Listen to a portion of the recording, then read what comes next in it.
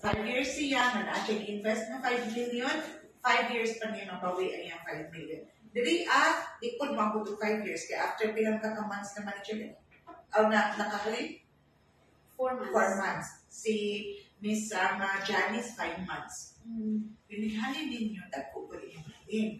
Ang ato ay nagmantrabaho ka pila may minkido ka pila minimum wage ka sa Cebu? 501. May musan pa o SSS pilit pag-ibig. Ewan na rin pilit. Ano na pilit? But really, it's the reality. It's the hard fact of life. Loan pa ta, SSS.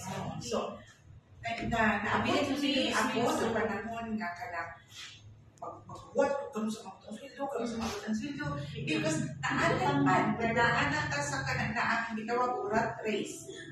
Mag-apas lang ka permanente.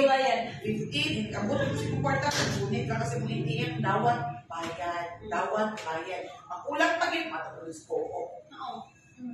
So, muna siya ang punta na ako ang na-experience. Ewan ang buko nga na maayo din ang posisyon. Pero, kamo mga bata, you have the opportunity to really start fresh and to start big.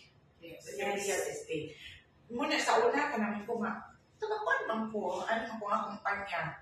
But really, what na ko na-realize ko, sila mga hindi.